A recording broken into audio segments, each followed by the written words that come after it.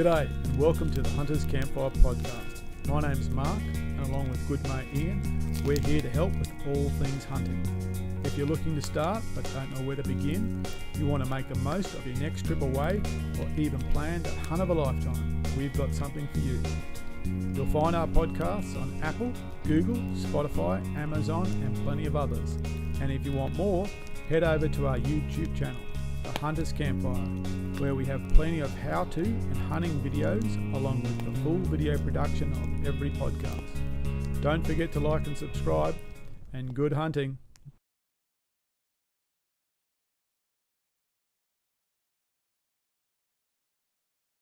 Good afternoon, sports fans, and it is an afternoon because we're talking to Peter Ryan from New Zealand. So this is a 4 o'clock presentation or 3 o'clock presentation. 3 o'clock.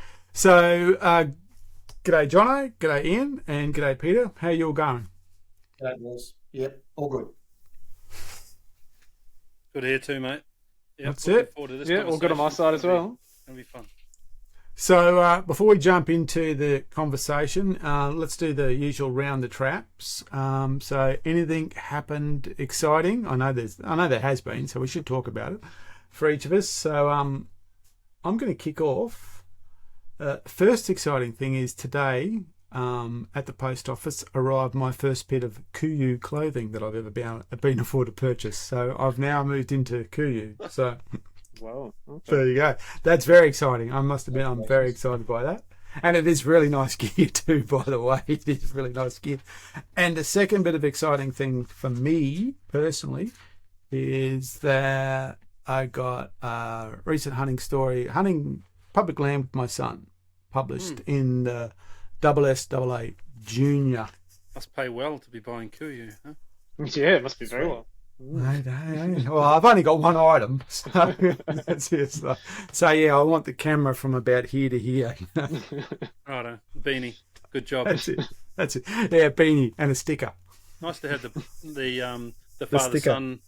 father son article published. That's kudos. Yeah, it was. I've had a few in Australian Junior Shooter. And they're always really good articles in the way they lay them out. Lots of photos, multi-page spreads, and this one was the first public land. Oh no, not technically, but first decent public land hunt. We went to Nundle last year in July. That's a big event for me. Good stuff. Well, it's been super busy. Hence, we haven't put a podcast out for probably 4 weeks because, well, it is rut and raw period, right? So I'm sure most people that listen to the podcast are aware that we ran a hunters camp down in Nundle. We had 20 odd hunters come into camp and spend time with us over a 7 to 10 day period, which was just awesome. Loads of people came in that hadn't shot deer. There were people there that hadn't even seen a deer, touched a deer. It was just such a great way for people to come into camp, soak up some knowledge, get some tips, go out, and in a number of cases shoot their first deer and bring it into camp and learn how to break it down and get it home to the table. So for those that came to the camp, thanks very much for supporting it. We had some really great support from Beretta and Ground Force and Bush Edge and a few others, donating some prizes and bits and pieces that were really well received. And look, it was just a really great time. So there's people looking at heading back there in the next week or two for the second cycle of the rut, hoping to pick up those bucks that they found scrapes that didn't manage to take. They'll be still there and they'll still be doing their thing, so good luck to them. And we had a whole bunch of people show up in camp that weren't part of our well, not that it was an invite group, but those that had RSVP'd to come. There were others that just showed up, come in to say hi. We're really keen to share some more experiences and get some ideas. So just a really wholesome trip. So it was great, and we had some success. I got a couple of deer, which was great, and was able to use that opportunity to teach a few people what to do with them. So, yeah, really good. Lots of planning for the next trip, but that's probably enough for me for now. John? I've had a couple pretty busy weeks as well. So, as many of you may be aware, I managed to get out in the raw, chasing the reds. Had some luck. Was really, really hard hunting. Hunted 4 or 5 days, some big hills, some big gullies. saw plenty of stags, but nothing really worth shooting up until the last morning, where I managed to get a nice double five. So I'm pretty happy with that. That's what I was hoping for, was at least 5 points on one side, because I seem to only find the double fours. So double five this year was the minimum, and I found them on the last morning. There was a bigger stag further down the gully, but I decided to take the opportunity when it presented itself. So yeah, pretty happy with the result. And then I was back for a few days camping with the family, and then I went down to Melbourne for the Beretta dealer day, which was pretty exciting. It was lots of fun. Got to shoot some awesome pistols, some shotguns, some of the newer rifles. Got to meet Gemma in person, Gemma Dunn, who's been on the podcast a few times. So yeah, it was a lot of fun actually. It was very enjoyable. Fantastic. Hey, did you get a chance to shoot one of those auto-loading Bellini shotguns? Benelli, No, sorry? we didn't have any auto loading. I did manage to shoot some really fancy Berettas, costing $30,000 to $40,000 for a Beretta shotgun. But I did get to shoot a shotgun with Gemma Dunn, so that was pretty exciting. And I managed to miss as well. So how's that for embarrassing? Well, She's an Olympic coach, right? So that's right. getting in front of Gemma. But you should have seen her trying to show someone who'd never shot a shotgun before hit some clays. It was really impressive. She's amazing. She really, really is amazing. And exciting things ahead for her with the role at Beretta. So it should be very good. Okay. And Peter, over to you. Anything you want to update the punters with? Oh, well, a similar experience to Jono. It was a pretty warm kind of roar. I think it actually kept a lot of the boys a little bit quieter than normal. I didn't cross anything that was really belting except for one buck miles away, a fallow buck. So yeah, they were on, but they weren't really, really on. And I went out probably 4 times in 4 weeks. So look, a good roar. Put away a nice fallow with my son next to me, which was good. Nice black fallow. Still in good shape early, so he wasn't all rutted out and still edible. Quite strong and good amount of fat on him. And my son went on his first red stag hunt at 13. So that was pretty special, but it kind of it had roller coaster vibe to it. We saw this is a bush block, okay, so this is not going to be Christmas trees. This is lean bush country with bush heads in it. And gets a little bit of pressure, but it was still a good place for him to go. The terrain wasn't too threatening. So we saw our first hummel, which I've never seen before. A big bodied stag, no antlers whatsoever. None at all. So none, and I'd say has never had them. He's obviously a little bit handicapped in the downstairs department and just doesn't produce antlers. But as a result, they get solid, because they're not working to produce antlers every year. So this would have been a good meat animal, but he was actually in a irretrievable place. You'd never get him out. Was he a red? Did you say red hummel? Yeah, red stag. Yeah. Wow. Okay. So it was promising. That we heard fighting. We came up on the fighting and busted beam. Nothing doing. Then a spiker squirted out. Then we found the hummel, but in a place where you couldn't shoot him. And then right on dark, the fellow I was hunting with, his son actually spotted a stag off in the distance. But I mean, there was minutes of shooting light left. So it was really just have a crack. But I mean, he's grown up shooting, but this is with my 308, my old Sarco. And it's 210 meters, and absolutely put the lights out. So for a boy his age, under that kind of pressure, the quality of the head almost doesn't matter. He really did well for his age. And I mean, it's a bush head, but it is a 7x5. So I mean, it's got points. Yeah, it's a Kiwi bush head. Yeah, it's a bit different to the bush head that we get. That's right. It's like those 2 matchsticks that I shot this year. Yeah. I guess it's relative, but I mean, he was never going to get any better. Put it that way. Yeah. What a great experience. 6 or 7. Sorry? I said, what a great experience to have with your son. Yeah. Yeah. You're like, I hope he remembers that forever. I'm sure he will. Yeah, I think he will. So tell me. You understand? I think. Sorry, go on, guys. Sorry, we've got a slight delay. I'll try not to talk over you. I was just curious the dates around the fellow. Whereabouts are you based at the moment? You're in the South Island. I'm in the South Island, North Canterbury. The fellows seem to switch on at different times in different places. This would have been the 15th or so, thereabouts. Okay. And they were going, but apart from one, they weren't really going hard. But it's really hard to pick. Really hard to pick. I do know that generally they were going across the South Island at that time, but individual animals seem to go at different times. I suspect, and this is not science, this is just my crackpot theory, the big boys start off early, they do their job early, and they bugger off early.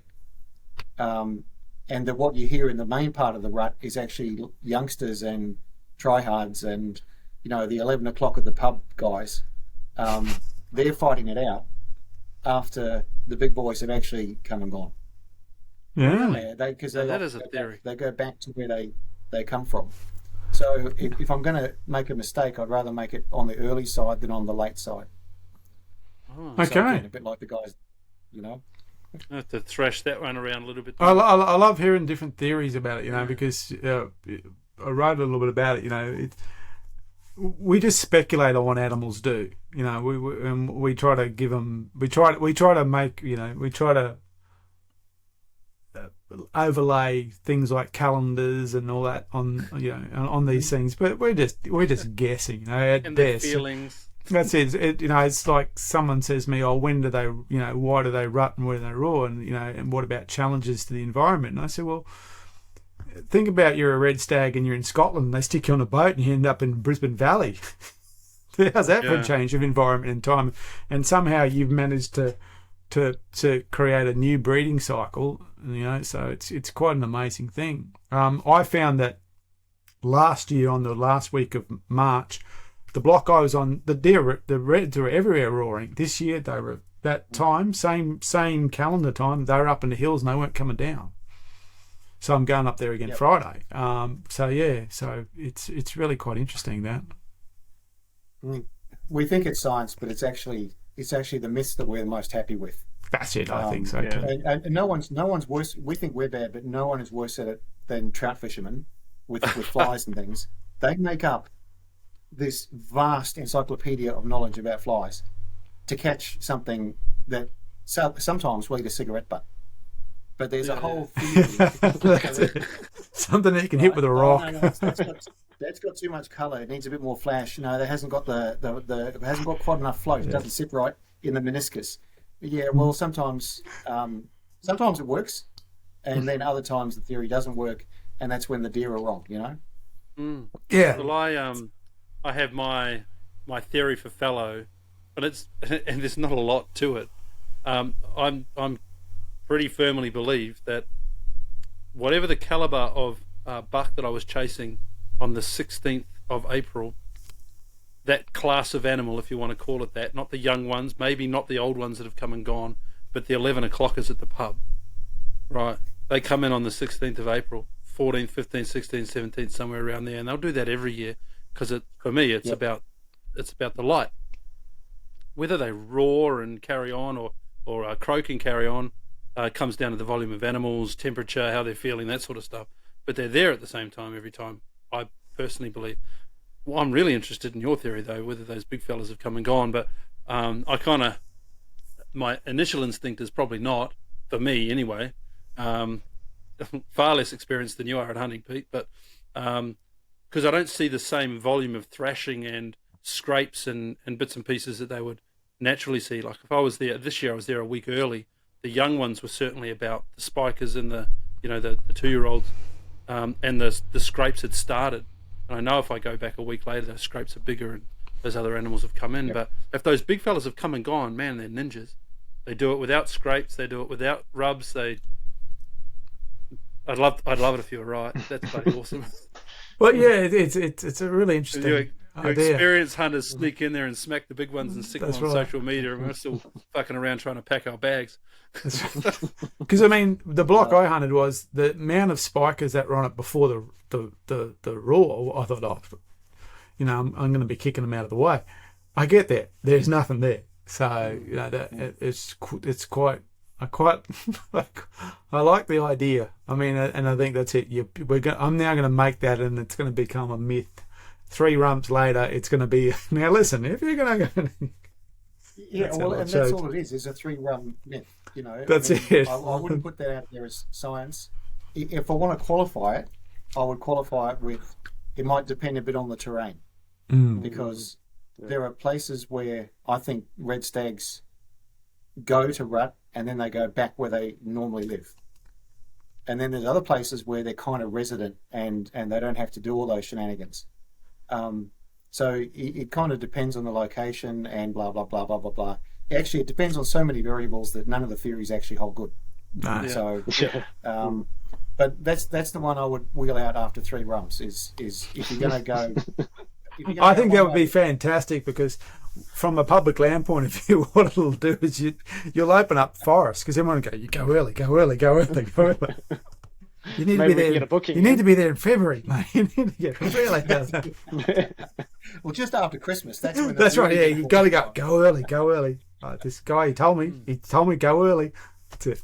Well, look, I think we're already getting into it. So let's have let's do our formal introduction. So, firstly, thank you, Peter Ryan, for joining us today. For those who don't know, and I don't know what's wrong with you if you don't know, Peter Ryan, I believe, is probably No, I'm going to say this. I think you're probably the best hunting writer getting around at the moment. Peter's, 3 books in, and you've got a 4th book in development. Is that correct? Yep. That's it. So you heard it here. First a second. Yeah, there they are. There. Product placement. We've all got them. Yeah, that's right. Product placement. Good man. That's it. Good man. We need a virtual signing, please. Yeah, no. So, and why I think I'm gonna before I embarrass you too much, why I think you're probably the best hunting writer getting around is because when I read your books, it's not about hunting. It's about something that resonates far deeper than the process of I took my tikka out and I saw something and I shot it and it's dead on the ground. There's so much more to what you read what I read anyway out of your stories is much more about this idea of a life, not a lifestyle, but a life of engagement with wild animals and wild places. So that's why I was really excited to get you on because as people know, I write and I don't want to write like you, but I certainly, for me, your writing is inspiring to me the way I write. So, and that's enough of that flowery stuff. We won't embarrass you anymore. So, I'll give you a chance to respond if you want, and if not, we'll jump straight into some questions. Before you do that, though. Okay. The other thing that I really find, you've obviously gone to a lot of work with the books, holding the books. I'm reading them in reverse order because it's the way that I found them. Picking I read a lot of ebooks and I listen to a lot of books online, but picking up these books that you've obviously had a lot of input into the way they look and feel. You know, there's a lot of beautiful photos in them. Even the paper itself is of a quality that's nice to pick up and feel.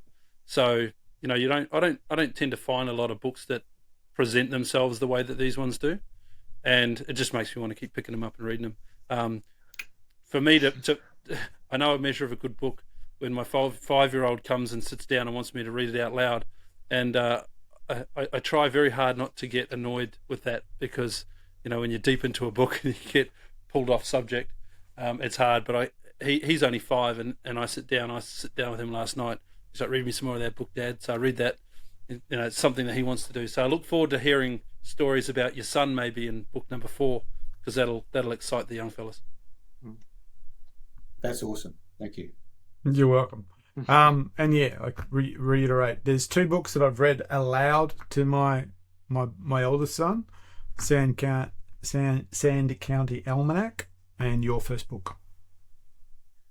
Though, that's awesome. the only thing I've got to say about that is when you wrote your first book and you asked for what I want to write, I asked you to write to Mark, the greatest hunter that's ever lived, and you didn't do that, by the way. So I just tick that in. That's not in. I wanted that. I wanted a, I wanted that in the pre-op. But let's move on. So Next one. how did you get? No, obviously not here, but how did you get to be such a well-regarded and such a well published writer? Because I think for many people, that's almost like, we see people online, we see people on video, we read books like Boddington's books and stuff like that, and it's almost like it's like a world that people can't. How do you access it, or how does that happen? So what was your journey to get to there? I don't know, it'll be a long journey, but what's the backstory? The backstory makes me feel like a dinosaur, because it's totally different to how young guys get into it now, which is primarily through product. Mm-hmm. As you say, this is Dave. Dave is promoting product X. Dave shoots something, and this is the story of how Dave got the big one, but he couldn't have done it without the XP100 hashtag product placement. That's the way up now, and that's just a commercial reality. But mine was very dinosaur. I mean, I started as a 10-year-old hunting hares and stuff like that. Then moved on to ducks and did the classic apprenticeship of very small game, up to ducks, then up to pigs, then up to deer, then up to international. And each of those is 5-10 years kind of thing. So it's a very long apprenticeship. But hand in hand with that, I started at the same age reading a lot of hunting writers. So I grew up cutting my teeth on Nick Harvey and Philip Holden and Shadbolt and all those guys from that generation, Cole Allison. And I'm the kid who saved his lunch money to buy hunting magazines, not car magazines. I was that kid. So between serving the long apprenticeship of coming up through all the different kinds of game and kind of earning your stripes with each one, I was also doing the reading and getting more sophisticated. So you move on from Nick and Philip Holden, although I still have all my old books from those guys. You move up to Robert Rourke and Gene Hill and some of the historical writers and all those guys. So the reading became more sophisticated as the hunting became more sophisticated. So there's two apprenticeships traveling together. But that's over, I can't even remember when my first book was published. I was in my 40s. I'd been writing for magazines since the mid-90s. So there's again the apprenticeship in terms of not just the reading, but also the writing. I started out writing for, just basic hunting magazines in Oz and New Zealand in the mid-90s. And it was then 15 years before a book deal came up. So in other words, it's been kind of slow. Whereas I see young guys who are 24 years old who are social media legends and have their own sponsors and all of those things. And I don't resent them their lack of apprenticeship. I actually think I might maybe slightly jealous, because it feels like a real fast track to it. Whether they stay and what they understand, I can't say. Depends on the individual. So long answer for a short question. Sorry. No, I think it's so.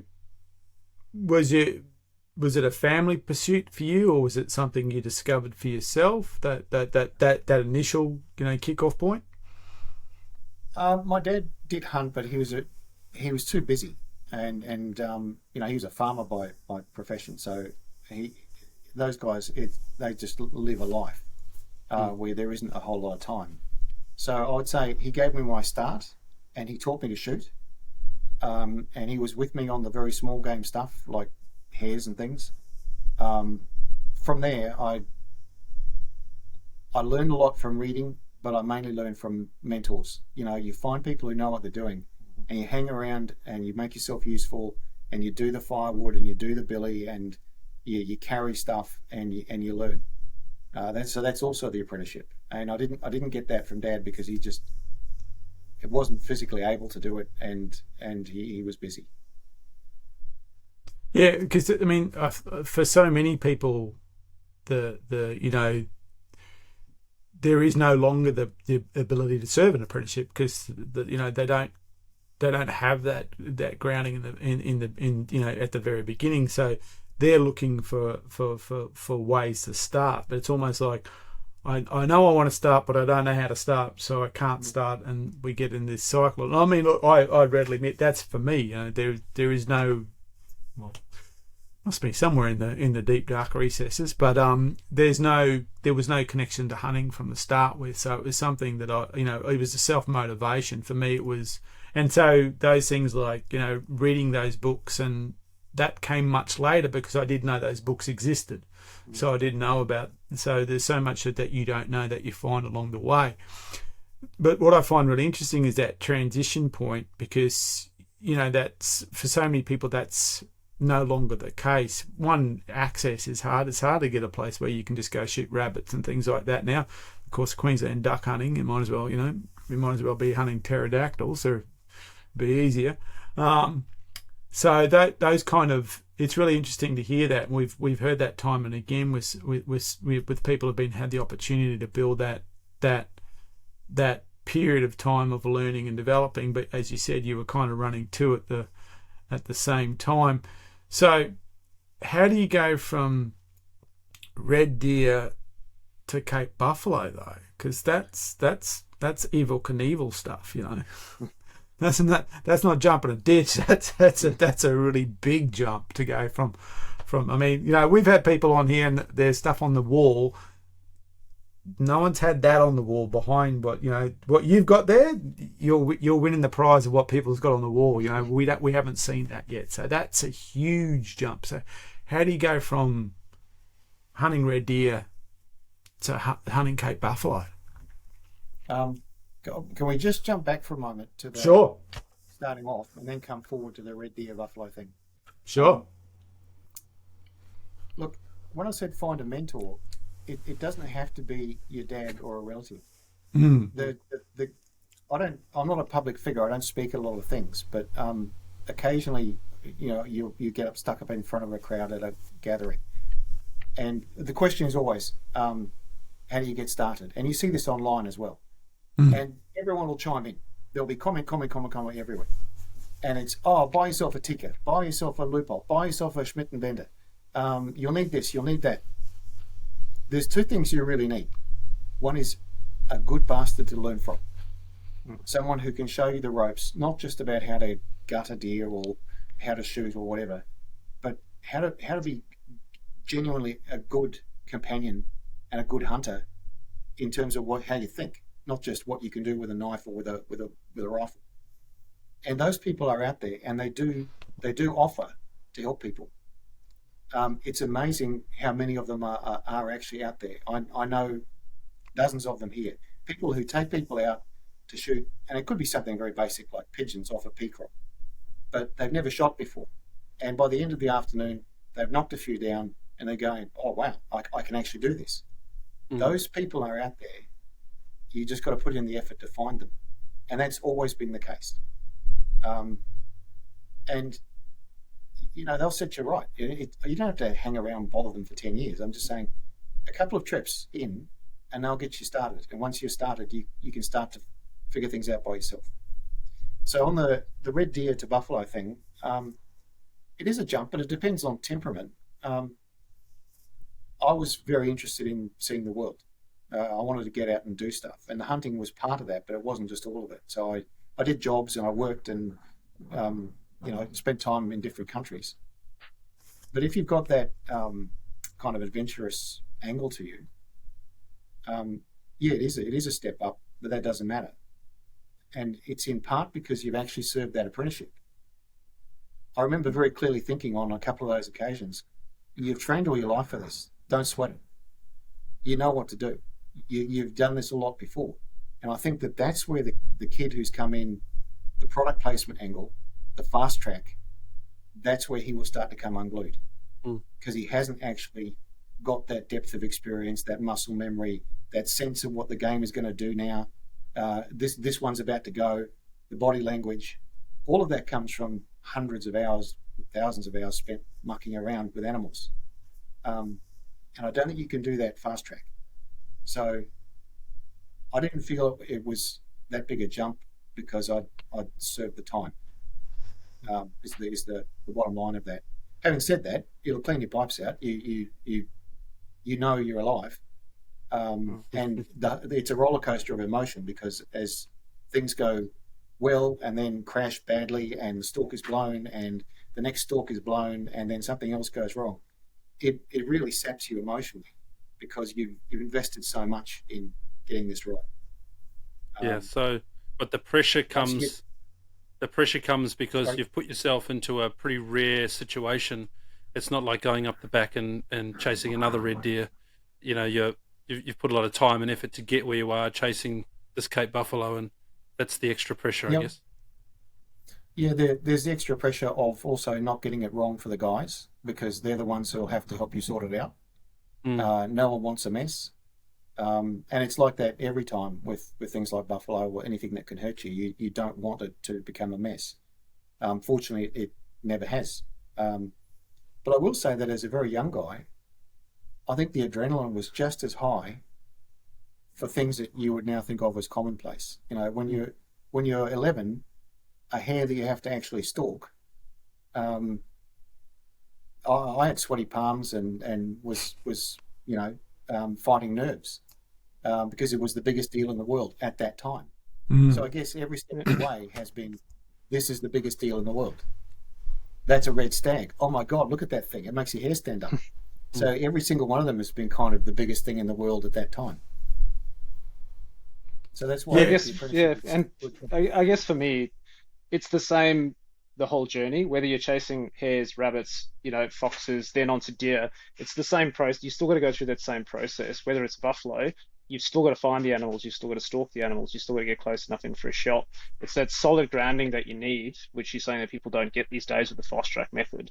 But it's still the same all the way through, no matter what the end animal is. For me, it's the same. But yes, I mean, adrenaline levels change when the thing can kill you, but use the same grounding, same principles all the way through, and you're going to have a good time. Certainly, I mean, Let's be. Go on. Sorry. Go on. Sorry. Yep. I was just going to say, having said that, it is worth remembering that chasing tahr here on the South Island by yourself is dangerous. Whereas a Cape buffalo, you can't legally hunt by yourself. You have to be with a professional, and so they're sharing some of the risk. And yes, it can go wrong, but there's plenty of other hunting that has danger in it. And I'd despite the reputation, I know buffalo, black death, all of that stuff, and yeah, they can be very nasty. But if you do your job, they fall over, like anything else does. So I would rate solo alpine hunting as just as dangerous, if not more so. You get caught out by the weather, you take a fall. There's the recent case, I won't go into details, of a terrific young Aussie guy who took a fall over here, and he's no longer with us. So yeah, I don't think we should overstate Cape buffalo and not realise that a lot of it has an element of danger to it. Well, as I say, the most dangerous thing about going hunting is getting there. Generally, driving in the car to get there. That's where the real danger is. So yeah. Look, and I think that's a really good point. It's and it's good to hear that that's the case. I mean, I certainly experienced that myself. We hunted buffalo last year, and it certainly wasn't easy. We were up there 5 full days hunting. We reckon we probably walked about 100 k's plus over that time. And for me, it came together on the last afternoon. For you too, Ian. Had you taken one before that afternoon? Jono took one the day before, and went out that morning, that Friday morning. So yeah, it all kind of came rolling together, and it's funny how it rolled together because we were all kind of not too far away from each other geographically. So it's but that was. Yeah, that was a wholly different experience because it was such a new experience. I'd never hunted buffalo before, and in fact, other than on a property, I'd never actually seen a buffalo, let alone seen one with a rifle in my hand. So that all came together quite interesting. How it all formed together. But it was interesting to say that you were saying, like, your apprenticeship just kind of went, okay, same. You got to do the job here. You've got to put this thing down. You've got to approach it the same way. And it made me think about something I think it was Michael Hussey said when he got the baggy green for Australia, and they were saying, because he was a superstar basically out of the blocks, and they said, why are you so good? He said, I've been playing on this ground for 15 years in first class cricket. I've just got a different hat on today.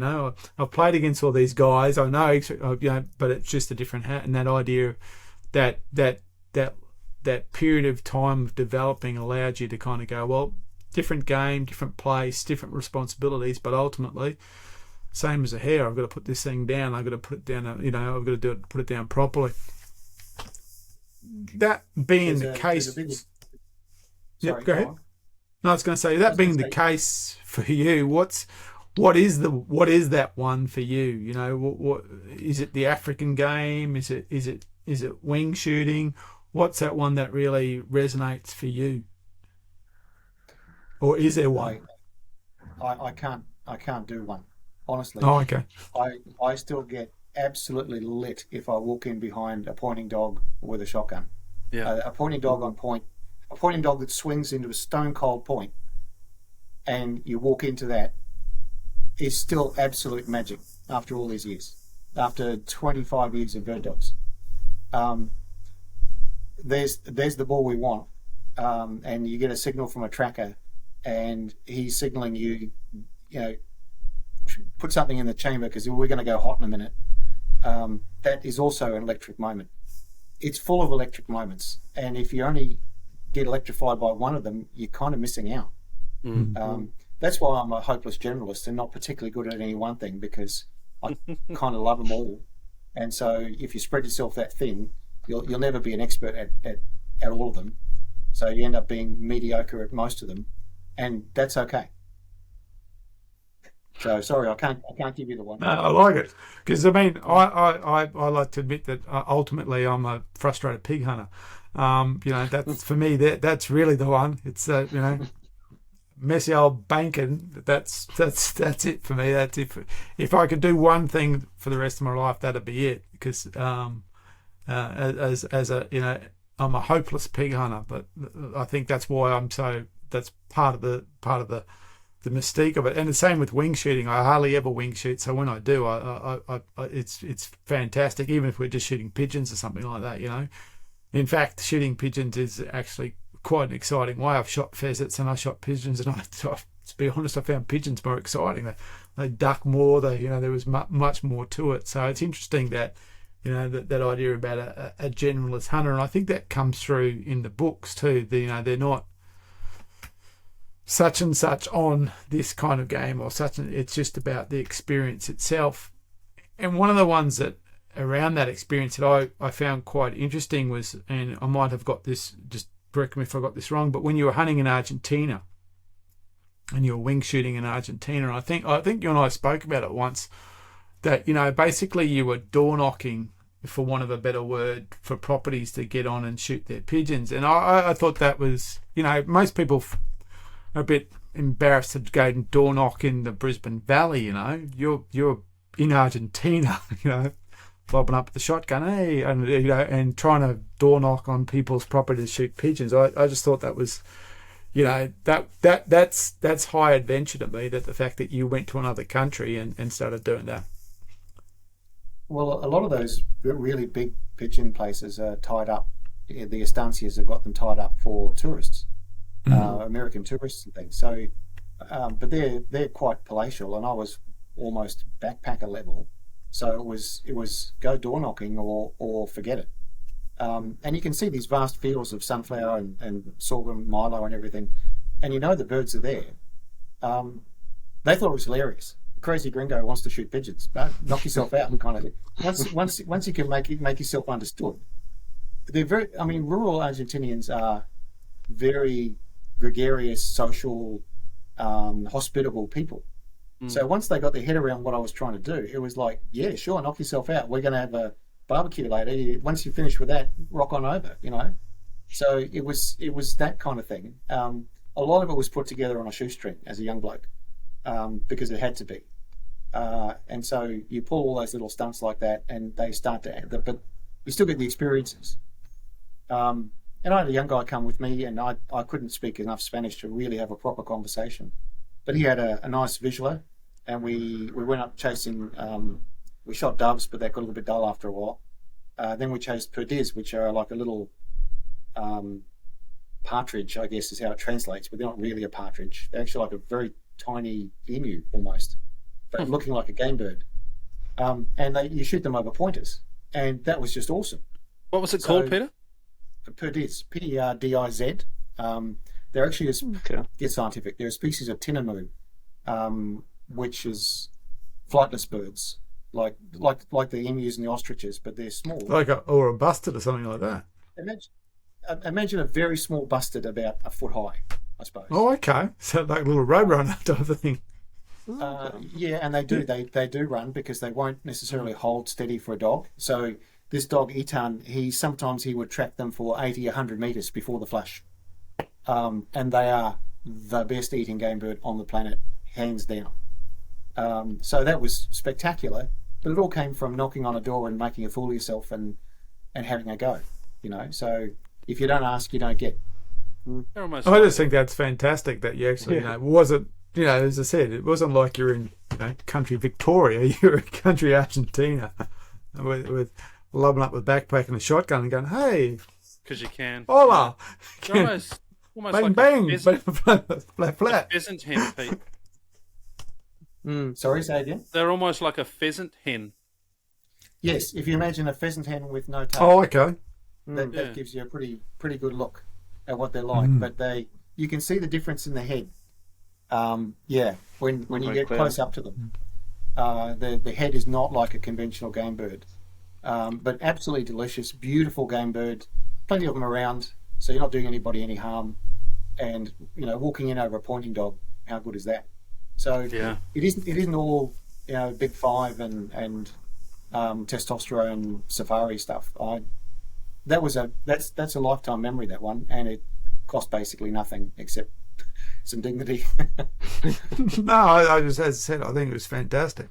You went to another. I mean, I've travelled overseas and I've gone to places where, you don't speak the language, and you do all the crazy things to try and get understood.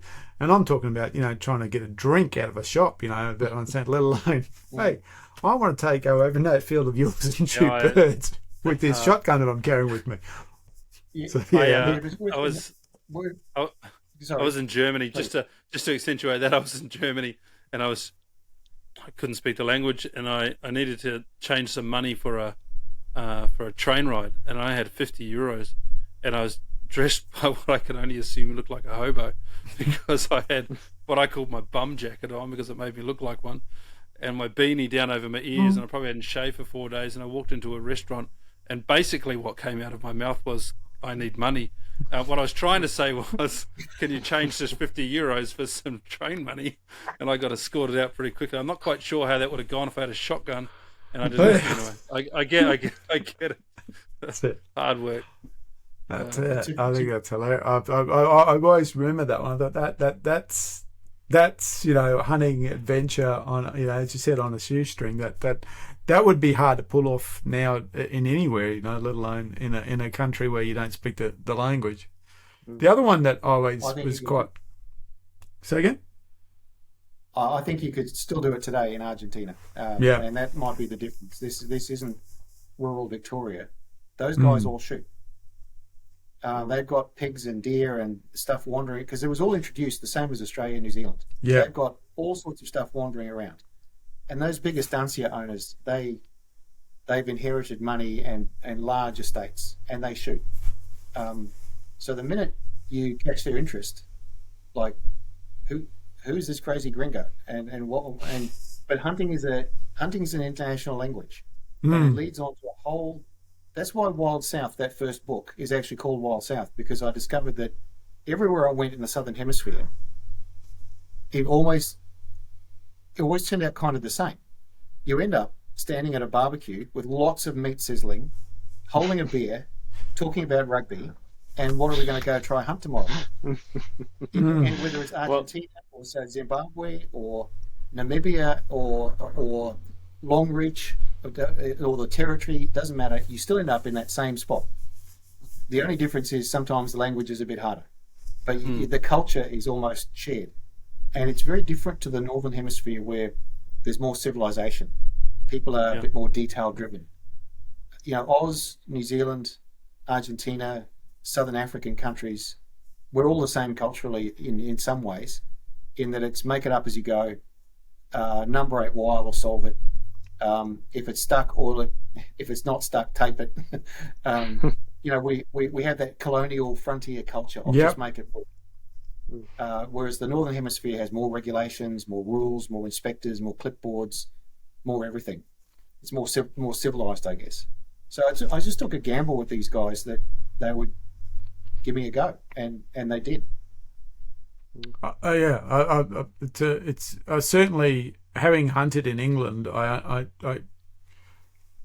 know exactly what you mean by that, and it's not so much, well, it's not only regulation, it's also, there seems to be there's a significant difference in traditional approach. You know, the approach is different in itself. It's wholly different. Though there is an approach that does more align with what we experience, but it's, you know, it's stratified. So I've been lucky enough to shoot pigeons behind a blind, which kind of reminded me of, you know, kind of rabbit shooting here. But I've also been to the estate where you shoot, you know, a pheasant off a peg. And it's amazing the difference between those two worlds. Within, you know, 10 kilometres of each other, there is just two wholly different worlds. So it's interesting, that observation that, you know, there's a lot more like people like us in one way or another than you might think. I think that's quite an interesting, approach to it. Yeah, I mean, for me, being South African, I can fully resonate with your the wild south, standing around the barbecue, eating meat and drinking beer. I then lived in the UK for 12 years and obviously started hunting there and found the experience very, very different, and really longed for that, I guess, that wild south, that, you know, the way that I grew up. I didn't grow up hunting. I started hunting much older, but I did experience, you know, the standing around the fire, drinking beer and eating meat, and then it got exposed to the hunting element of that as well, and really longed for it, which is one of the reasons why we moved to Australia, was to sort of rekindle that lifestyle. But yeah, that certainly resonates with me very, very much so. So if we kind of divide the world in the north and south, and we kind of take a little bit push over towards the west, what's your feel or experiences with North America then? Because, you know, I often wonder, I feel that in many ways we kind of more align with North America than we do with Europe in terms of the way we go about things, though it is very different. But there is a lot of similarity in the approach, and especially with the public land over there. So what you've had some experiences in North America? Yeah, I have. I chased elk a few times, whitetail, muleys, things like that. I wouldn't say I have a huge amount of North American experience, because as a young guy, trying to do North American hunts using New Zealand pesos is a very expensive exercise. You've only got so many kidneys, eh? Yeah, exactly. So chased the ones I wanted. I mean, I always hankered for elk. So yeah, I know the scene over there. Waterfowling and stuff like that as well. But they are still very different. They do have public land, but you have to see the invisible engine behind the whole North American hunting movement is a thing that hardly anybody's ever heard of. The Pittman-Robertson Act drives this massive financial engine, where basically every box of ammo, every hunting vest, a little bit gets shaved off, not as an extra tax, but from it, to pay for hunting, fish and game departments, new habitat, hunting leases. So huge amount, millions of acres of land have been squared away by Pittman Robertson for hunting, and we don't have that. No. They also have one other massive difference that we don't have, and that is their game is native and ours is not. And so that opens us up to the feral pest argument. No one is ever going to say, let's shoot bighorn sheep from a chopper, because there seem to be quite a few of them around. Whereas our game is subject to that because it's not indigenous. So similar, lots of public land, different, massive engine paying for it, which we don't have, and the native game versus introduced game species. And it's that last one that is really, really starting to bite in Oz and New Zealand in terms of attacks from the Green Movement, opportunistic politicians. They can seize that difference and really blow it up and make it a big deal. Yeah, well, very true. I mean, the deer, the lack of deer strategy is out at the moment, and that's wholly based on, some outrageous statements about deer becoming like rabbits, which is now I've seen more and more. If they're like rabbits, then they've been here over 100 years. They better start soon. But yeah, it's I suppose with me the having not hunted the US but having hunted England, when I see what the US hunting is like and their approach, I suppose I feel a lot more connection to their approach. It seems to be more of a self-driven. You're leading the activity. Though of course there is guided things on it, but a lot of it is people actually doing it themselves. And I think that's what I see. What I don't see when we go to England. I know it's very hard for you to do that yourself. Some people do, but it's a very hard thing to do. So, and that's my experience with England. I haven't been into Europe. The big difference between the US and the UK is there's the conservation model is different. In the UK, it's much more based around money, personal good, personal assets, but also class. I mean, let's call a spade a spade. It's very class driven still. The shooting, the average Aussie or Kiwi will far more enjoy rough shooting, what they call rough shooting in the UK, than a football-driven shoot, where you've got to spend as much as the family car just on the clothes. That's before you even pull a trigger. You better be dressed for it the right way, or and so forth.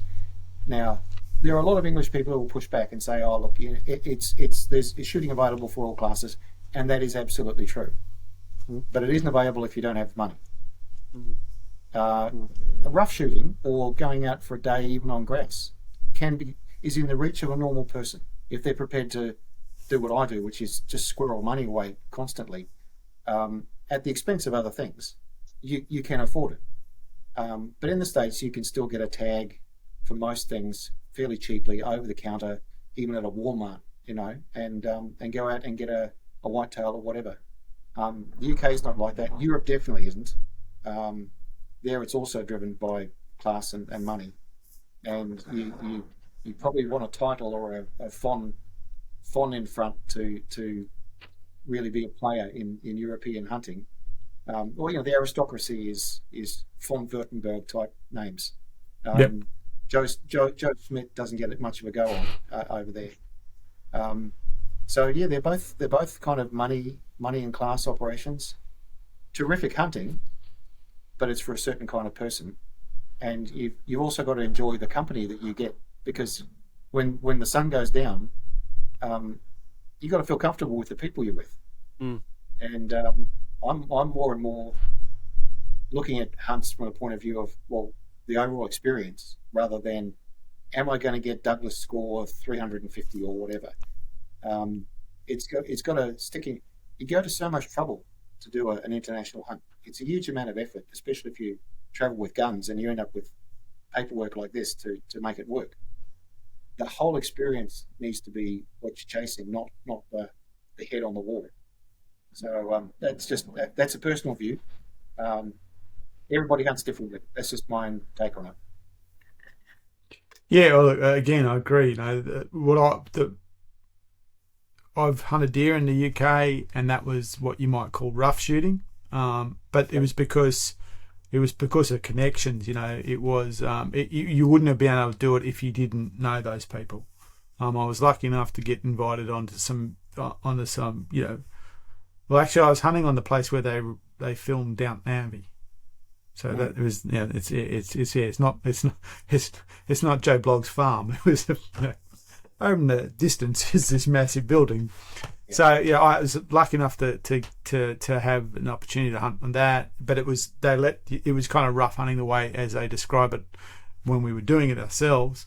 And some of the best wing shooting I did is one afternoon we actually did what they call again a rough hunt, where we literally just went off for a walk, and I was using a Remington 20 gauge autoloader, and we just walking along and the birds would come up and we'd shoot them, and that was actually, as I said, one of the best afternoons wing shooting I've ever had. But that was rough shooting. But again, even that would be very difficult for someone who didn't have the connections. That was private property that someone knew about, and there was it was fun, and it was as they call rough, but there was a lot of machinery behind it to make that happen. And I was very grateful for the people to go in that place. And then there was this thing in the middle that they called a farm hunt, which was kind of like tweed on a farm.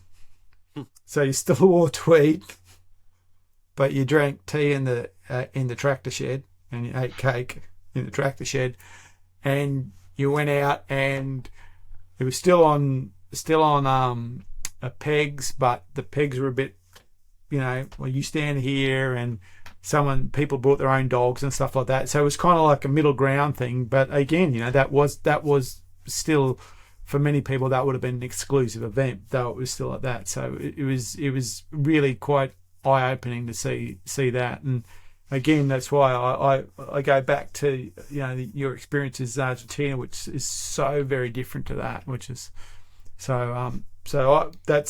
interesting to get that perspective. But another one I wanted to ask you about was about, and I can't remember the finer details, but you ate was it a pig you ate once that nearly put you under? You ate some kind of pig that made you really crook once. I was one of the stories.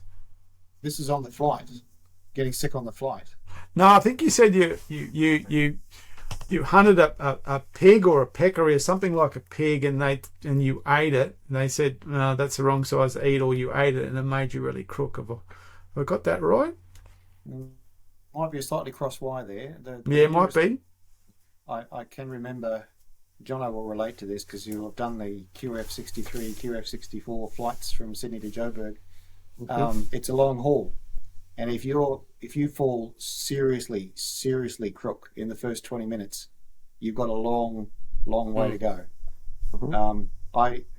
I had this. I wouldn't do this again, but I'd eaten sardines the night before because they have the big sardine run off South Africa at certain times, and they weren't actually off. I think that there are times when they eat toxic algae, and they're actually bad for you, but they're not rotten, they're just toxic.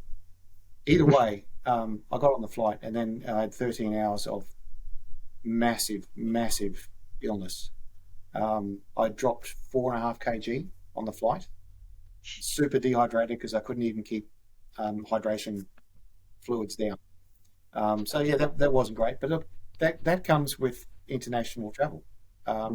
If you go to developing countries, sometimes something will come unglued, and that's just the price you pay for doing it. I had a dodgy slice of pizza in Cairo, and that put me in a bad way all the way through to London. Bombay belly, take your pick. I mean, disgusting. I got food poisoning in Scotland, mate, in that developing country. I thought I was going to die. My philosophy on this is the same as horseback hunts, because a lot of guys won't do horseback hunts, and to them I say, pain fades, but antlers are forever. Yes, and it's the same. It's the same with sickness.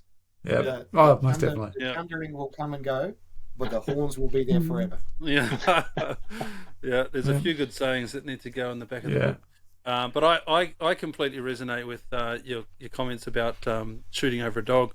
I've been training my wirehead pointer through, you probably know Paul Michaels in New Zealand, who does the big game indicating dog blueprint program.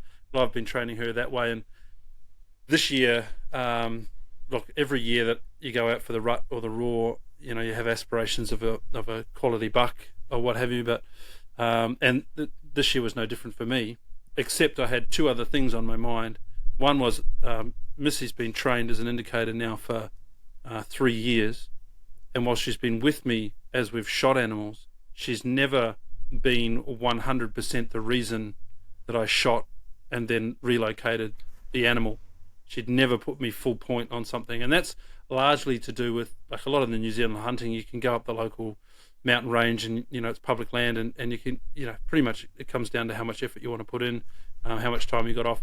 For us going hunting, if you don't have private land access, really it's a 7-hour drive to somewhere reasonable, which is what this was. Now, like I say, I've shot animals with Missy, but she's either pointed them, then I've found them and shot them. She hasn't gone full lock on them, so I've never had that full experience with her over the 3 years.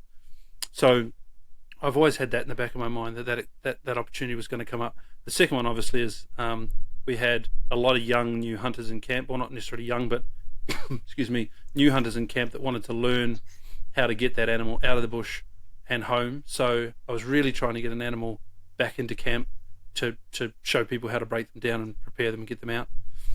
But ultimately I wanted to take that buck. But the best experience for me out of all of that in the end was that Missy put me on full point with a young spiker that I would absolutely walk past after 4 or 5 hours in the bush.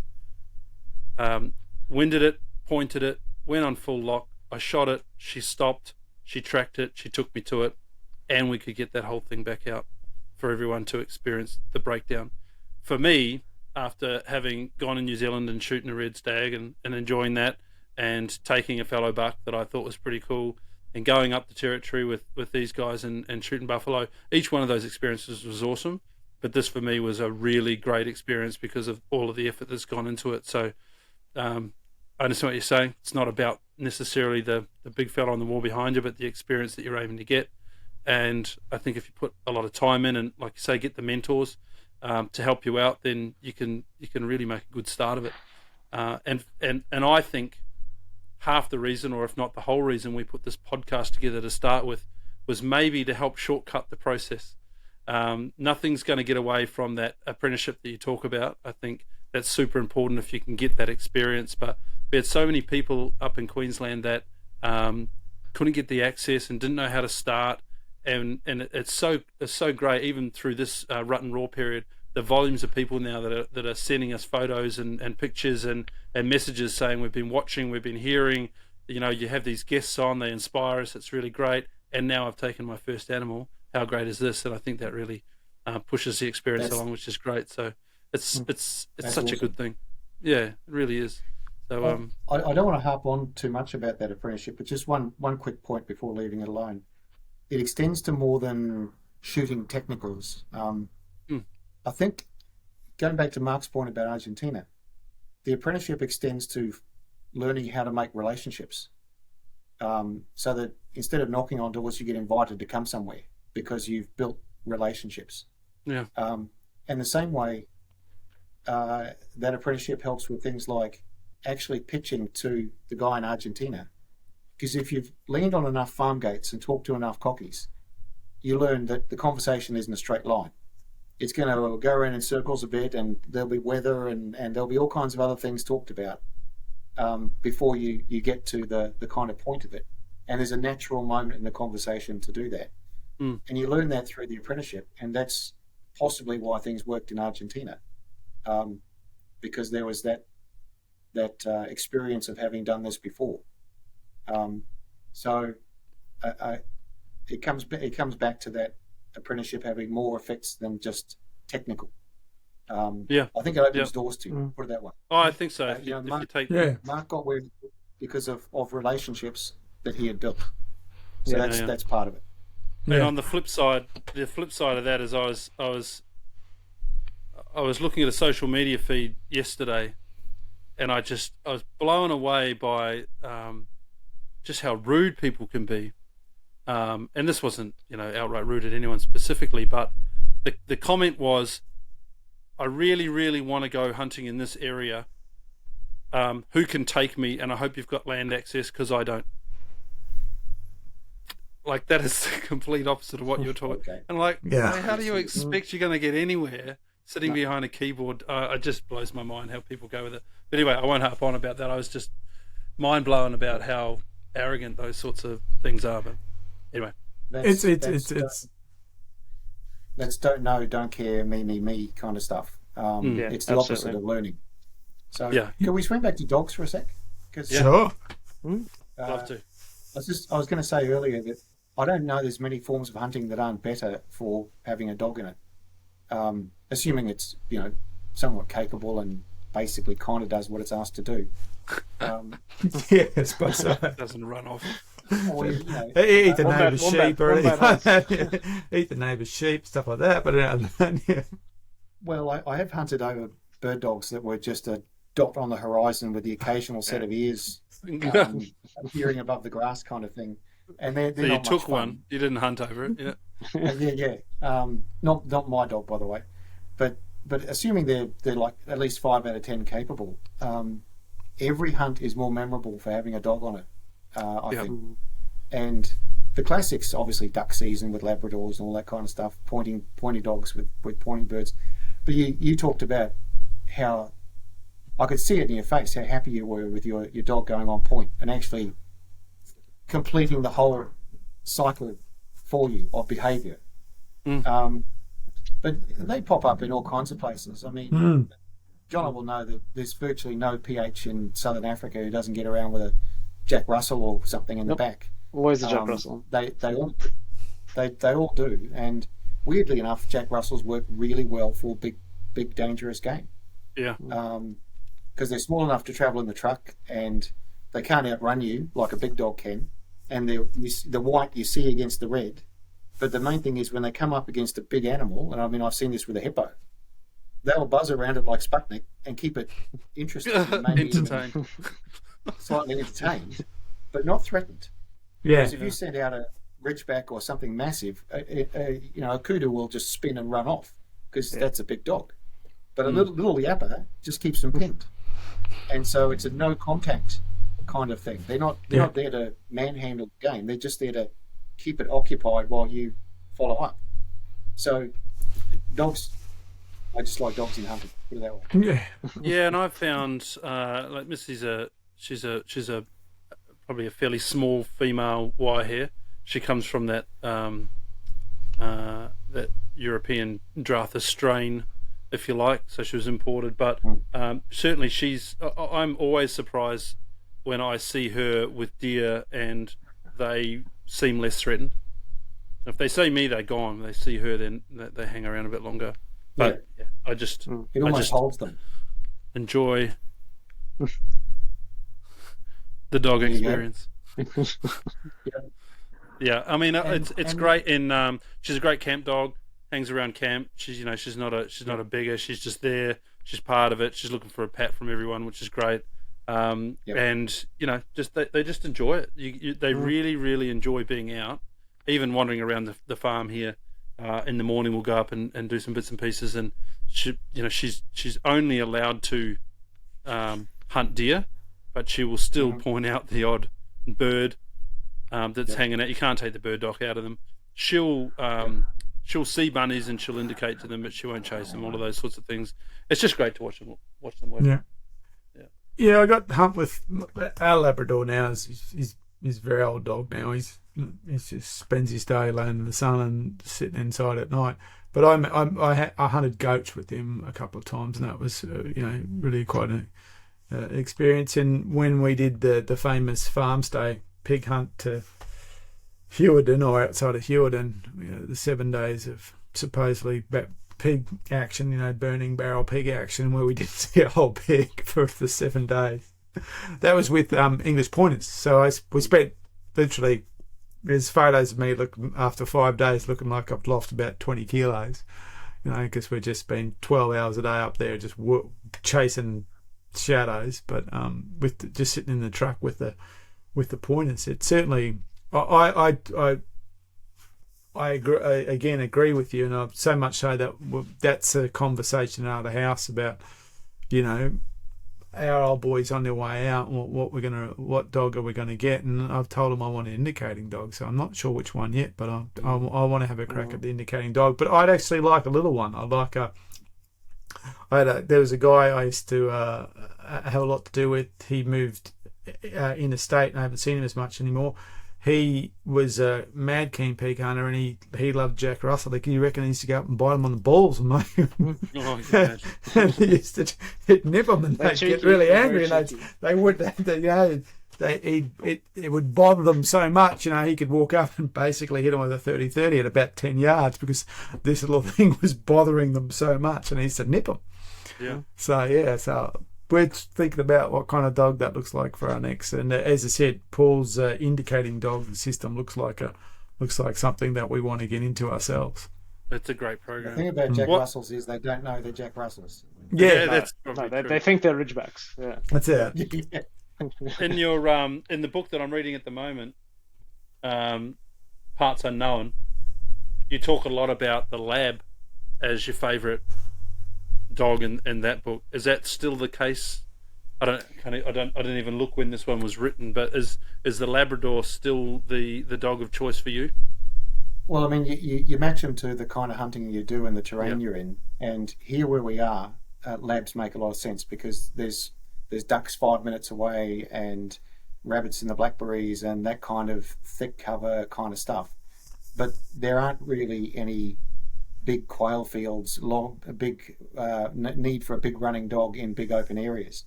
So, I mean, I was a GSP guy for decades. Yeah. But where I live, labs make more sense. GSPs are not as good as labs in the water for ducks, and so on. So, and also labs are kind of born half trained, whereas indicating dogs are a lifestyle. And half fed. Yeah. Yeah, well, I keep mine pretty lean. Now, if you'll see photos of him in there, he looks a lot more like a black pointer, really. Yeah. But you got to take into account they're garbage guts dogs. They will eat anything. But in terms of the terrain and the kind of hunting that's close to home here, labs are a good generalist. If I had access to big sweeping open prairie with game birds on it, I'd probably want to go back to pointing dogs. So I don't really have a preference. It's the tool for the job, really. Sure. But with young kids, I don't have the time to devote to training bird dogs the way I did when I was single. Because it is a bit of it's like falconry. It's almost a lifestyle. Yeah. If you really want to do it well, because they're required to do a lot of tricky things. Quarter, point, hold, steady to shot, retrieve over water. Whereas a lab is kind of born half knowing what to do. He'll go and get stuff. He wants to go and get stuff. But I was going to come back to that whole point about dogs. Is they're great company around the camp, but I'm utterly convinced they know exactly what we're trying to do. Yeah. This is not something we're forcing them to do through training. They know what we're trying to do, and they'll apply their own solutions to it. If you don't have one, they'll figure it out, which is the sign that they know what the game is about.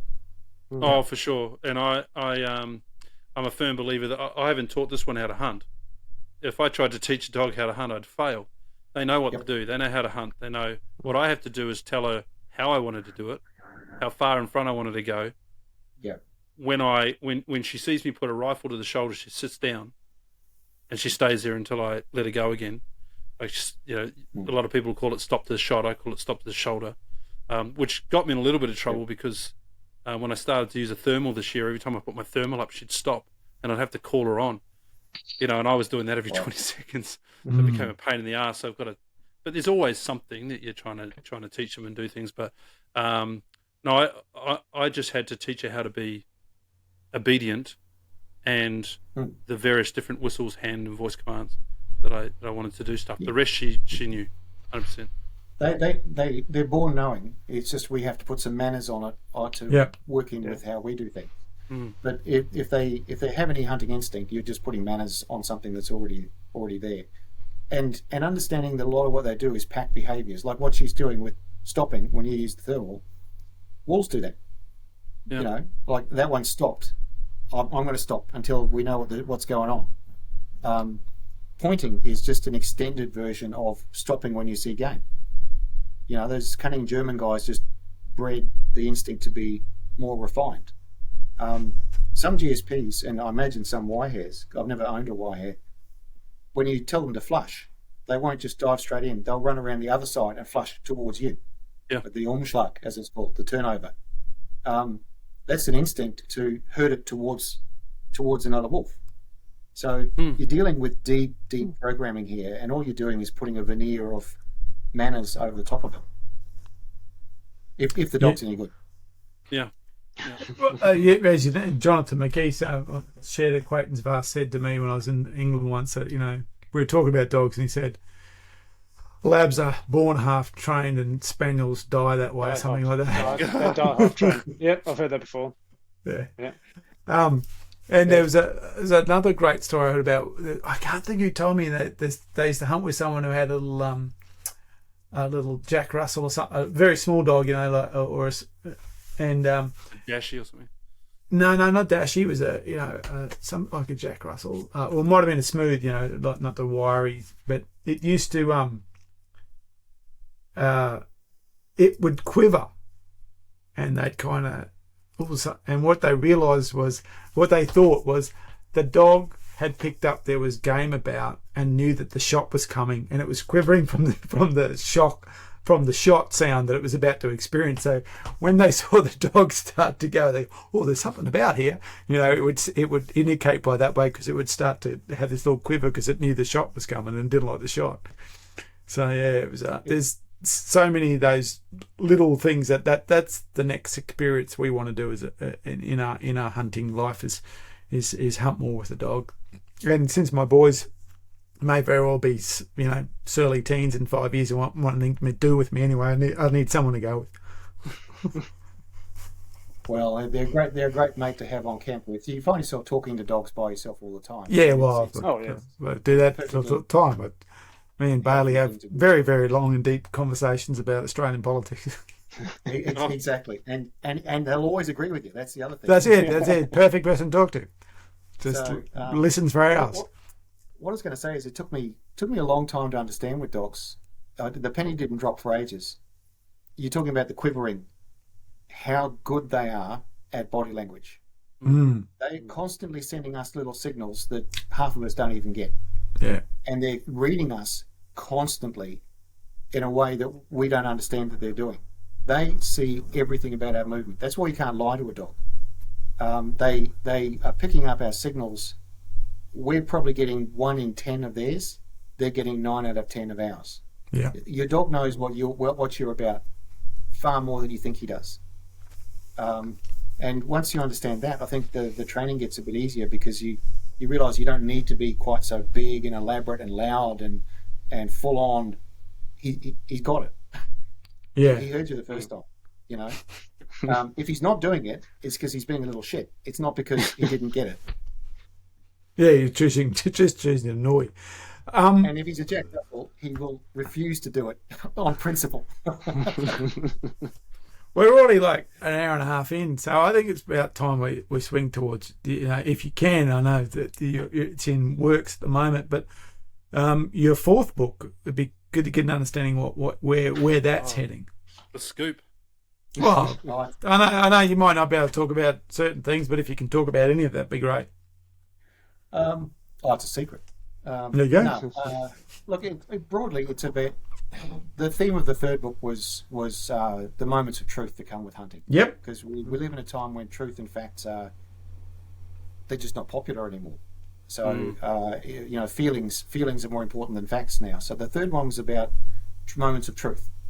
This one's more about just adventure. So you talked earlier about Argentina. Well, if you take that and expand that theme to all the different kinds of adventures you can have and that people have had, and some of it involves historic stuff.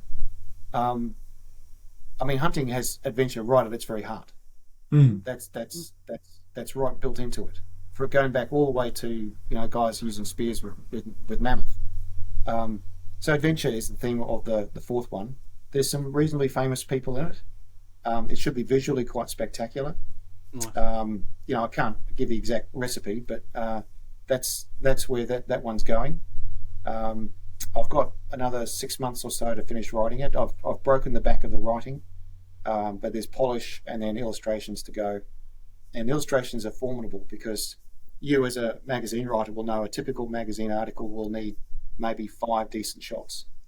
I'm going to need 150 minimum, but the publishers are looking for 200 so they could throw 50 away. Yeah. So that's quite a lot of work.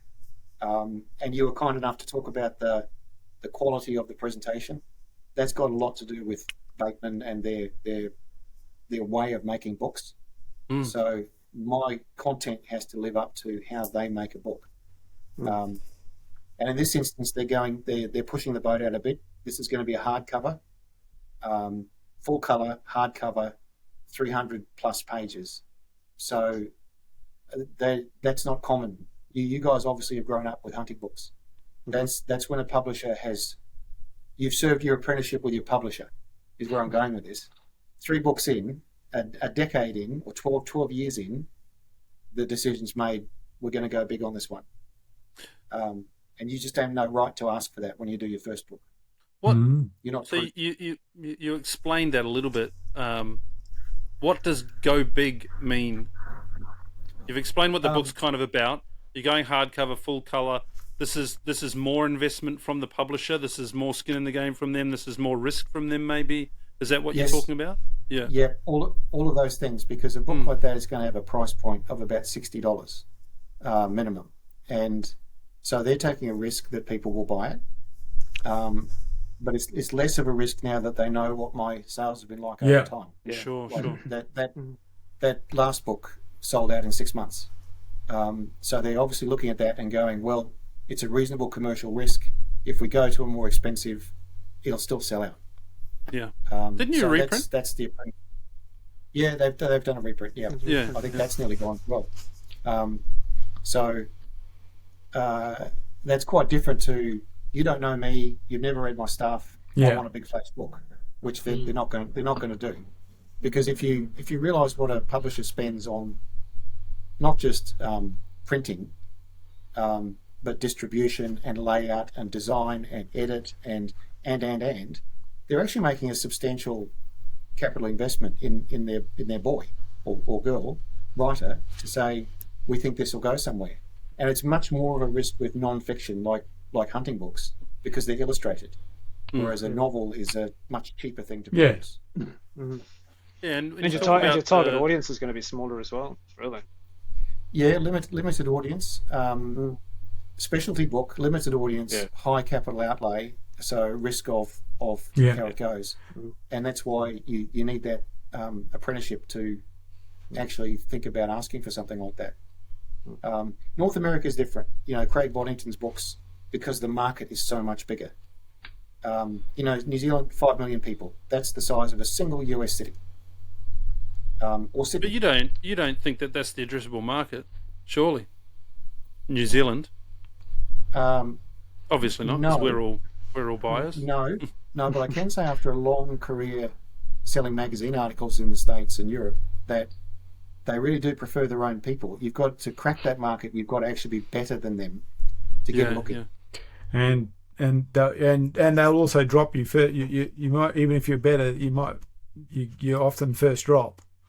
Yeah, look, and I understand a lot of that. I try and find local authors when I'm looking for new content because I relate to it. If there's a time that I'm looking at going to the US, we're probably picking up a few of their books and having a read. It's probably more likely to be YouTube and magazines these days than reading a novel on it. But I would have thought that the reach was probably further than New Zealand, Australia. Not to say that it's not. Look, but I do sell books in Europe and the US, but not the same volumes as I do here. This is the bread and butter. Oz and New Zealand is always going to be my bread and butter market. And mostly older people overseas. Let's be honest, they're mostly guys, and they're mostly guys over 40 or even 50. And I thought for a long time, is that just my style, that I seem to appeal to the older brigade? But it actually, talking to publishers, it turns out that's probably not it. And there's a bit of a worry. Most people under 30 just don't read. They just don't read books. So, as soon as I was told that, I started to notice, you go into a person's house, there's no books. This person's 26 or whatever, and 28, and there's not a book in the house. And there are some frightening stats about the percentage of people who haven't read a book since high school, which is in the 28 to 30% kind of category. So in other words, a third of people stop reading books the minute they leave year 12 or whatever. Yeah. They stop reading the minute they're made. They stop reading the minute it stopped being made to read. Yeah. Yes. Yeah. Exactly. Yeah. So I'm not sure where that will go in the long term. But right here, right now, there's still a whole generation and a half of people left who will very kindly pay to read my books. But I don't think I'm selling many to the under 25s. Do you think do you think people are they get to an age where they start to pick up books and start to collect quality books on the subjects that it is that they're interested in their 40s? Do you think that those 25 to 35-year-olds now that don't read are not going to pick it up? I don't know. I don't know if the experiment's ever been done. I'm completely different. I'm completely different to the people that you described. I didn't read a book when I was at school, because all I had to do was stay at school for 3 years before I was allowed to join the military. Right, so I didn't read books. I passed on practical and playing rugby because if you're in the top rugby team, then the science teacher lets you have a slide, right? I picked books up in my early 20s. Yep. When I had a mundane job in the city that required me to hand out coins for people to play spacey games in an arcade. So I sat there while people came and asked for coins, and I read books, and I read book after book after book, hour after hour after hour, and I picked it up that way. But I've noticed running hunting clubs that as people get older, they then start to seek out the books. They get more refined, what you were talking about before. People get more refined in their hunting, and as they get older, and then they start to pick up the books, and they want to live vicariously, I guess, through somebody else's effort, more so than having to do it themselves. I think people do get more reflective as they get older, no doubt about that. But I just don't think the experiment's been done. No. I think it's pretty easy. It's easier to go from I read a lot and I'm reasonably literate to drop down to social media and text speak. Hey, who dis? All that kind of social media stuff. It's easy to drop down to that, but it's really hard to go the other way.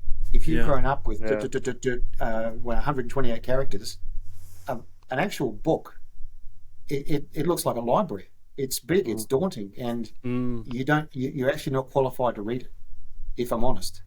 Which is how I felt as a young bloke reading some of the greats. I thought, there's stuff going on between the lines here that I can't see. I can feel it, but I'm just not smart enough to figure out what it means. Well, I think if you keep appealing to the average Joe Hunter, who I'm not to say that the average Joe Hunter isn't well qualified and a professional person, but there's a lot of different people that make up the hunting world. If you're creating a book that looks nice and it's nice to feel, and when you turn the pages and it's well illustrated, I think you'll capture a wider audience. I'm not telling you anything you don't know. It's well done. You need good pictures. You do need good pictures. You do need good pictures. So to my question I was going to ask a minute ago, out of the 200 pictures you have to find for this book and the 150 get kept, are you diving into the archives for these? Because you're drawing on history to write your book, aren't you? A lot of your own historical, and stories of friends and experiences that you've had or been told. Or are you having to go out and source those, and you carrying a camera everywhere? Or I do carry a camera everywhere, and now, thankfully, my son does as well. I gave him my old Nikon. So it'll be a mixture. Some of it will be archival, some of it will be friends, some of it will be personal experience. So a mix of all that. But no matter which way you cut it, it still adds up to quite a bit of imagery to pull together. But you do need the imagery, because I'm trying to write. I think you said it earlier. Reading it to your son. I'm trying to write so that a guy could hand it to someone who doesn't hunt and say, "That's why." That for me is the filter I write through. If a husband could hand this to his wife and say, you'll find that readable, you'll find that entertaining, and in there is the reason why we do it. That's the purpose, as opposed to this is how me and Dave got the big one, kind of stuff. Everyone gets sick of that though. Yeah, you can read. Yeah, I mean, for me, I the biggest animal. I mean, I grew up reading. There's a South African author called Peter Flack, and he's hunted I know all of Peter. the. Yeah, you know Peter. So me growing up, I read all of his books. I had all of his DVDs. But for him, he did hunt the big one. He always wanted to hunt the big one. But he put a lot of, he really told a story around why he was chasing and what his passions were and all that. So I really related a lot to Peter Flack. I've got all of his books, and I've spoken to him a couple times. He's still alive as far as I know. I was in touch with him about a year ago in connection with this book, because I was trying to trace a rifle that was used in Uganda, and I think Peter knew where it was, and I actually did trace it down to Tony Sanchez in Spain, who's still got it, 60, 80 years old. Wow. So Peter's still around, but he's getting on now. Yeah. He's not really hunting anymore. So. Yep. Yeah. And I suppose then you've got someone like Boddington who seems like he's like the world's greatest writing machine, that guy. I mean, the amount of material he produces is just phenomenal. He just and he's got that huge following, but he certainly, it's they talk about social media and they talk about content. Well, he's not in social media, but he certainly produces written content, that's for sure. Well, look, Craig is an absolute machine of a writer. He writes. Yeah. He'll take the laptop, and when everyone is having a shower on a sundowner, he'll go and belt out 500-600 words to capture the day. He's it's his marine background. He's very disciplined. But in terms of the apprenticeship, to put that in perspective, you remember I talked about being that kid who saves for hunting magazines in year 8. I was reading Craig Boddington then. So that's how far back he goes. Henderson's Hunting, which was the expensive American, you have to save up your lunch money for magazine. He was in that in 1978 when I started reading. So that's how far his roots go to get to where he is today. So that plus extreme work ethic combined with extremely deep tap roots, that's why he is where he is. Well, that's right. And the other thing, it would appear that he spends about 300 days a year under canvas. So he's lucky man.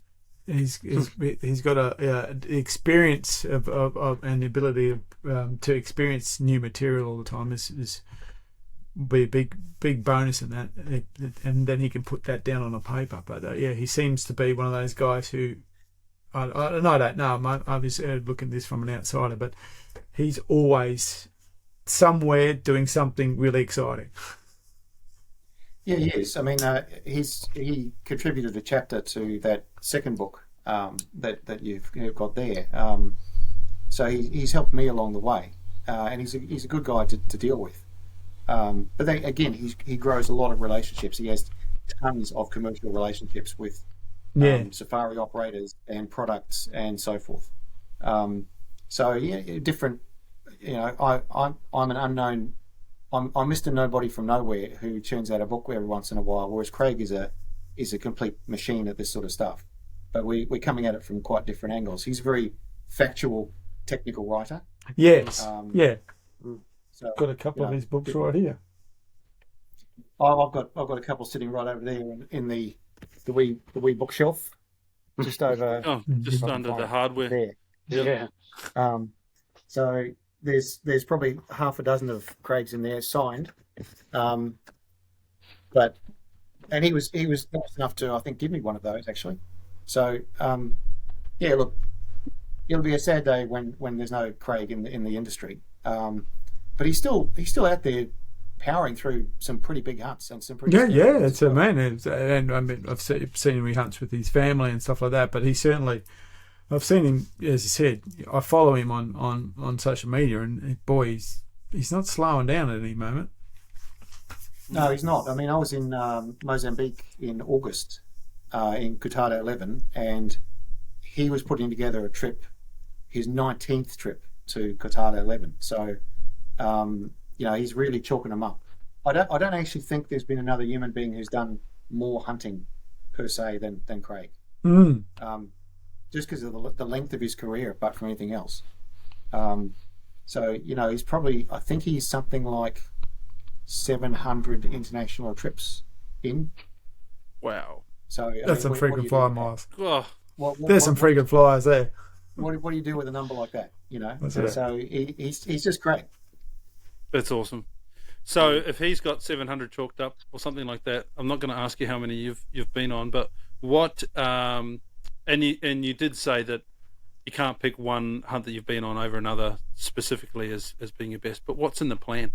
What have you got coming up that is in the near or midterm future that you're planning towards? Well, it's duck opening the weekend after next. So that's bloody Kiwis in their duck There's hunting. Jealous of that. Yes. Look, duck opening's a big deal. It is a big You deal. know I know all about it. Yeah. It's a big deal. It's decoys out the night before. It's the mai up. It's bacon and egg pie. It's all that stuff. It's the tradition. There are a lot of guys, as you well know, who really only shoot opening day and that's it. Yep. Because they're there for the social. Yeah. And I've seen some mai lately, actually not far from here, that look better than my first house. I mean, they are there's some absolutely kitted out. There are heated bunks seats, and coffee cup rests. bunks, barbecues. Yeah. I mean, it's like Hogan's Heroes back there. No, I just dated myself a bit, didn't I? Yeah, no, just Don't worry, imagine some we've all seen little coming up out of the night, little grass rises up. Well, it is like that. There's this little death zone slit, and then behind it, it's like the Hilton. It's unbelievable. Anyway, so to answer your question, duck season, then it'll go quiet a bit over the winter. Midwinter here, the South Island, there's probably not a lot going on out there. I've got the freezer full anyway, so I don't really need to go out and do anything. I'm pulling together another team to go back into the Zambezi Delta next year, go back to Mozambique. We've got some new guys who've not chased the buffalo and sable and stuff there before. I've got a few bits of unfinished business back there as well. And also Cortado 11's a massive conservation story. So there's a little pangolin project that I'm working on with the guys who run that concession. Pangolin, for those who don't know, world's most trafficked poached animal. They're a small creature, ant-eating type creature, covered in scales. They look like they're armor-plated. Very cute little, harmless little things. But because the scales are horny, they're used in Chinese medicine, Vietnamese stuff. So there are whole container loads of scales showing up, which is millions of animals. They are the most trafficked animal on Earth, and there's a little conservation project going there that I want to be part of. We've already been involved in the lion relocation there. Cheetah relocation is something they do. They're introducing the big predators back. Just really quickly, that block came out of a civil war and was poached out, shot out. It's about 1 million acres thereabouts, but it's surrounded by other blocks of 1 million acres, so it just builds and builds and builds. The whole complex is about the size of Wales. They started off with about 1,000 buffalo. They're now up to 25,000. They started off with 40 sable. They're now at 4,000 sable. Biggest free-range sable herd in Africa. No fences, that kind of stuff. So this is a serious conservation project. There's about 25 guys on full-time anti-poaching, which is commercial bushmeat poaching, not some guy who just wants a few pounds of meat for his family. Yeah. And when you fly over it, the difference is it is literally night and day. You go over nothing, and as soon as you hit the boundary of the concession, animals everywhere. It's like the Serengeti. It's just there's 15,000 waterbuck on that one concession. So this is when you go somewhere and you think, I don't mind dropping my dollars here because I can see what it's going into. Goes. Yeah. And what it's going into is nothing short of spectacular. They brought 24 lions in 2018 because the lions have been wiped out with the war. They're now over 100 because you put them out on a plane full of antelope, and they're gonna breed like flies. They're going to be like lions. Yeah, they're going to breed like lions. So many of them came from South Africa, but some from up in Zim, some from Gorongosa, a place like, I think, from Gorongosa. But in other words, this is not a put and take artificial, operation. This is an ecosystem that they've rebuilt over about 30 years, solely off hunting dollars. And I think that's really where the future is going to lie. I'm hoping we're growing out of put and take kind of artificial situations. Though, although they do have their place. I mean, there are put and take operations in New Zealand, and I'm not having a pop at them. This is just a different level. Yeah. Look, being very mindful of the time, because we're closing on 2 hours, and I know you've got somewhere to be. Want to give us any final words, wrap-ups or anything, guys? As I said, we're closing on 2 hours now, so... I can't believe it. Well, I told you, it's amazing what you do. It's amazing what you do when you don't plan. Yeah. How many 2 hour conversations have you had sitting around a campfire after an afternoon's hunting, mate? Thousands. Yeah, that's it. Normally there'd be something tinkly in my hand by now, but anyway, yeah, I've got to drive, so I can't. I got a tinkle soon myself, but it's different. That happens. For me, I just wanted to say thanks. It's great to have a chat with you, Pete, about all sorts of different things. To put a bit of a face to the man who's writing the books that I'm reading, and loads of people that'll listen to this will get a lot out of that, because you can read a novel, but to actually sit there and watch someone have a conversation, I know it adds something a bit different to the books that you're reading, I think. So I really appreciate that, and I'm not sure whether I'm going to be booking Fellow a week earlier next year or not yet.